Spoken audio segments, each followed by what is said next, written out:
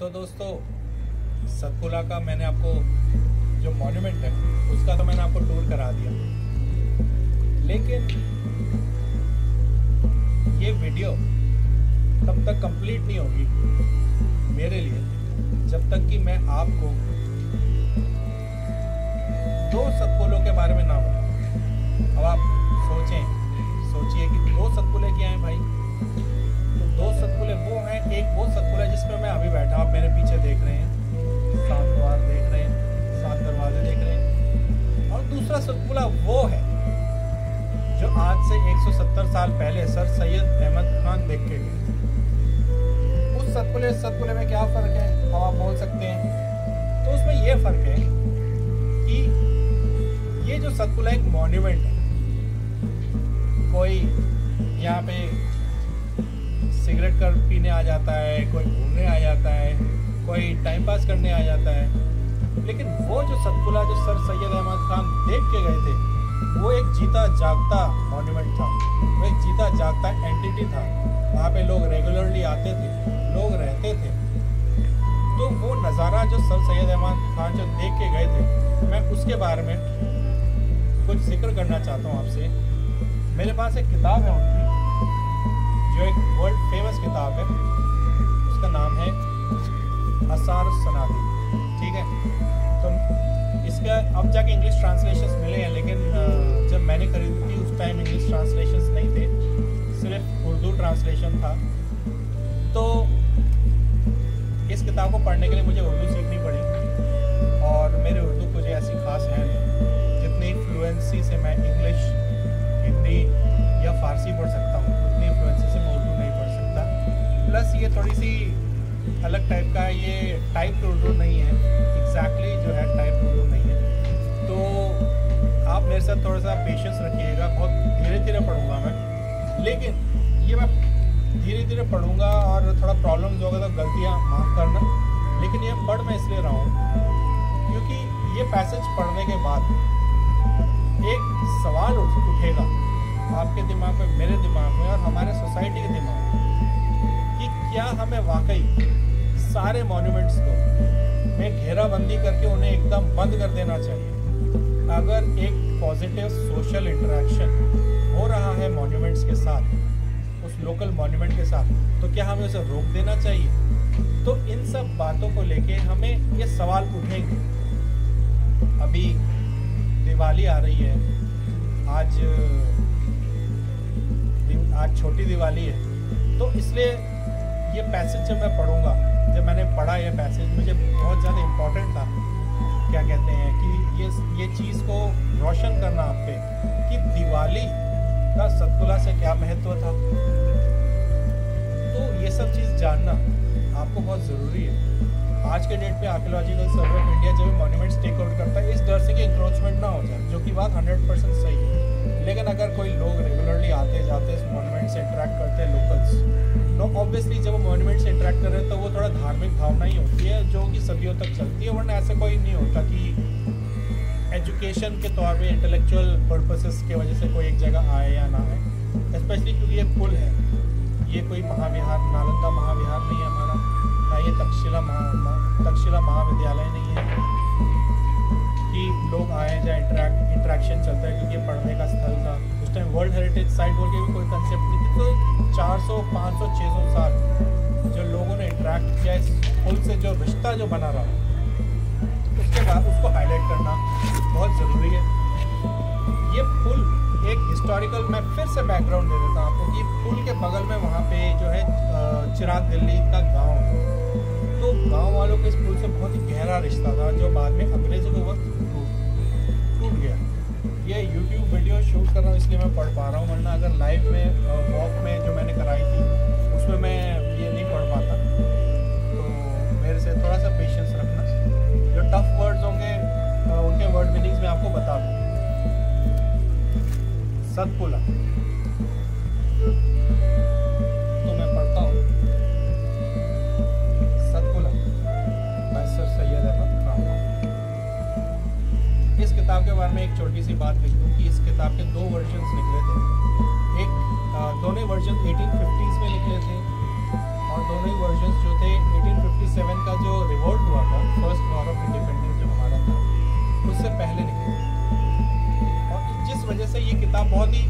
जाती है, बहुत ही इम्पोर्टेंट हो जाती है, क्योंकि इस किताब में कई ऐसे इमारतों के बारे में लिखा हुआ है जो आज के डेट में है नहीं, अंग्रेजों ने तोड़ दिया। तो वो बगावत के बाद, तो इसलिए ये किताब बहुत इम्पोर्टेंट है। खैर मैं पढ़ता हूँ। मौजी खिड़की की सरहदें, मौजी मतलब पोजीशन, मतलब खिड़की की पोजीशन। मौजी खिड़की की सरहदें, मुतस्सल दरगाह, हजरत रोशन चिराग दहली, ये पोल है। मतलब कि खिड़की की जो पोजीशन है, खिड़की गांव की जो पोजीशन है, उससे लगा हुआ दरगाह, उससे लगा हुआ जो हजरत रोशन चिराग दहली की जो दरगाह है, उसी के करीब ये पोल है। ये पोल जो है गांव से लगा हुआ है बेसिकली। 727 हिजरी मुताबिक 36 ईस्वी के सुल्तान मोहम्मद आदिल तुगलक शाह ने ये पुल बनवाया। यानी कि 1336 कॉमन एरा में मोहम्मद बिन तुगलक, जो कि सेकंड तुगलक सुल्तान थे, उन्होंने ये पुल बनवाया।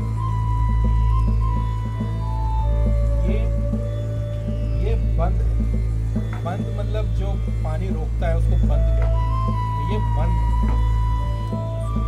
और दूर दूर का पानी इसमें घिरा है, इसमें घिरा है। ये बंद है, ये बंद है और दूर दूर का पानी इसमें घिरा है। नाले के निकलने के बीच में 7 दर बतौर पुल के बनाए हैं और इसी सबब से सतपुला मशहूर है। यानी कि यहाँ के इलाके का जो पानी है यहाँ पे जो है जमा होता था, जिसकी वजह से एक झील सी बनती थी, इसके बारे में हम आगे बात करेंगे। और क्योंकि इसमें 7 दर हैं, इसी वजह से इसे सतपुला कहा जाता है, ऐसा सर सैयद कहते हैं।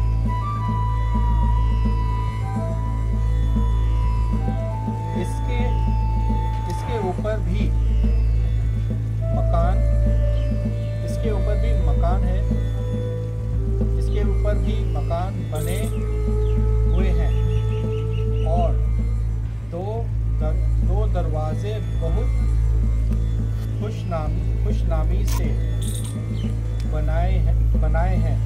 एक जगह से पुल टूट गया था, वहाँ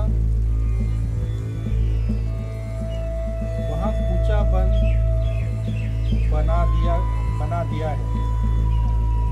तो मतलब कि जो आपने मेरा वीडियो जैसे कि देखा कि मैंने 2 बैस्टियंस की बात की थी, एक इस तरफ में है, एक इस तरफ में है।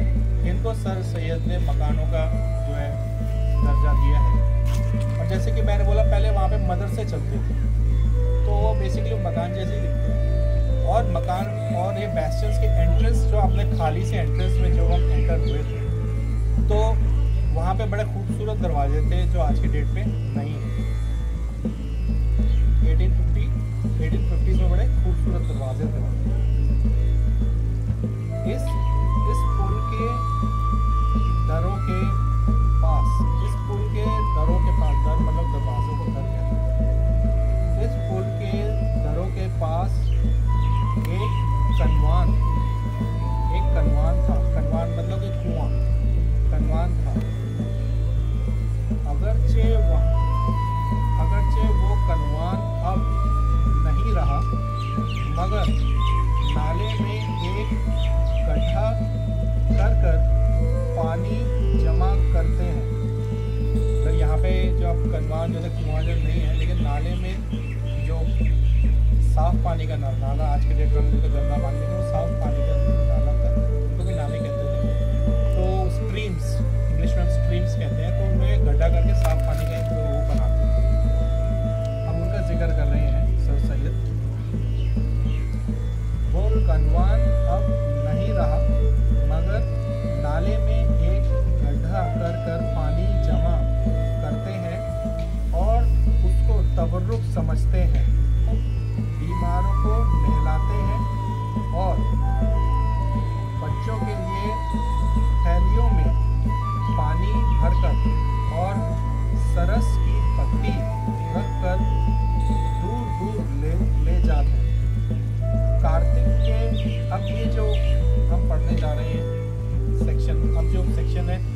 सतपुड़ा का दिवाली से जो रिलेशन है उसके बारे में हम पढ़ रहे हैं।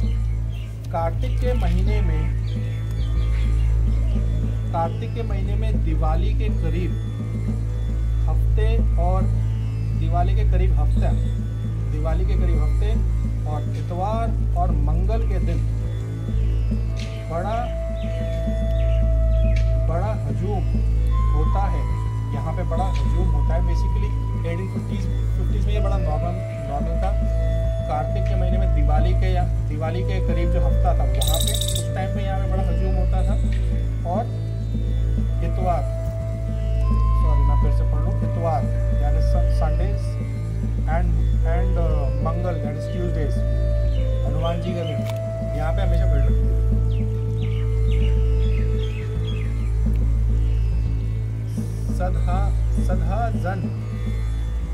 सदा जन और मर्द और बच्चे नहाने को आते हैं ताकि आसी जिन और भूत और जादू से महफूज रहें।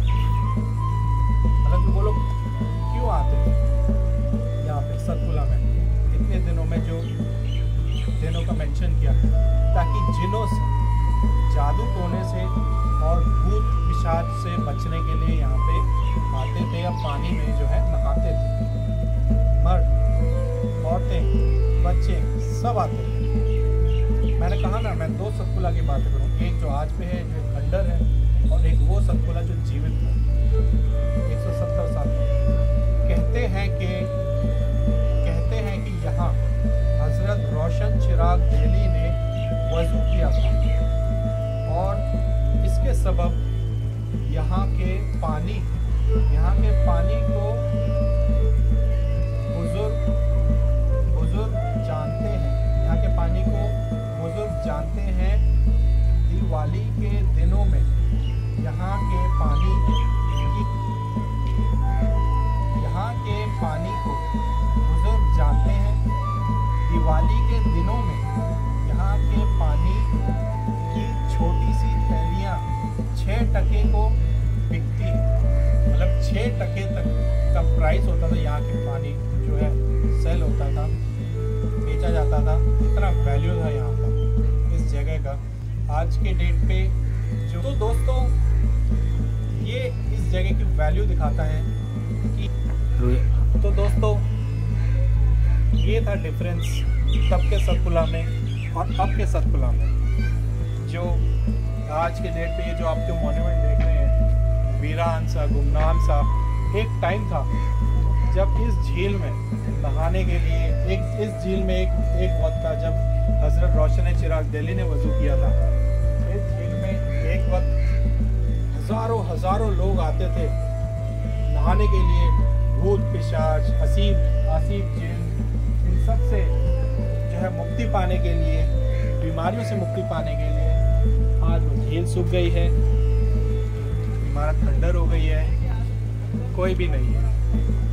लेकिन वीडियो ख़त्म करने से पहले आपको ये बताना ज़रूरी मैं समझता हूँ कि ये हुआ कैसे, सब बंद कैसे हो गया, मदरसा कैसे बंद हो गया, लोग क्यों हटा दिए गए, गांव वालों का रिश्ता कैसे टूट गया इस इमारत से।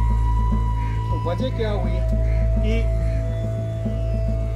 1857 के गदर के बाद 19वीं सेंचुरी में एक बाढ़ आई थी इस तरफ, जिसमें सतपुड़ा भी डूब गया था।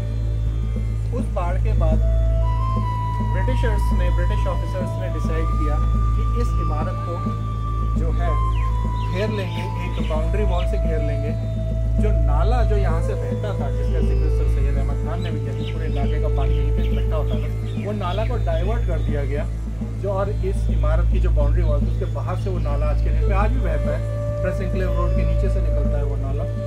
और उस तरीके से ये इमारत तो बच गई, लेकिन लोगों का रिश्ता टूट गया, झील सूख गई और जो है अब बस किताबों में ये यादें बन के रह गई हैं। तो जैसे कि मैंने आपको इंट्रोडक्शन में भी कहा था कि बहुत सारी बातें हैं जो आप, तो दोस्तों जैसे कि मैं कह रहा था आपसे कि ये इमारत जो है, इमारत ऐसे कई सारी इमारतें हैं दिल्ली में जिसके बारे में हमें मालूम नहीं है।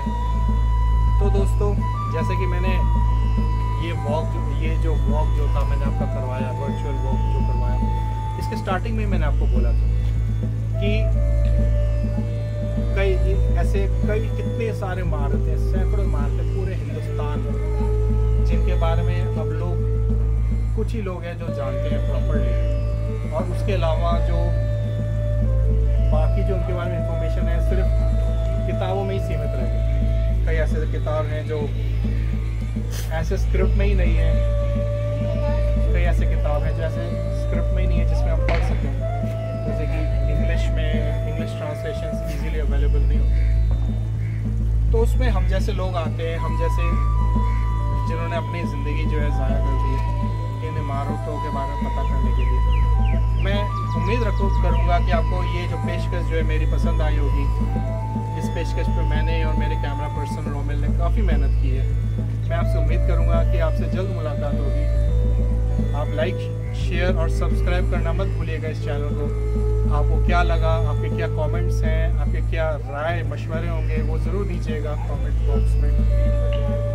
और अगले मॉन्यूमेंट तक के लिए आपसे नमस्कार।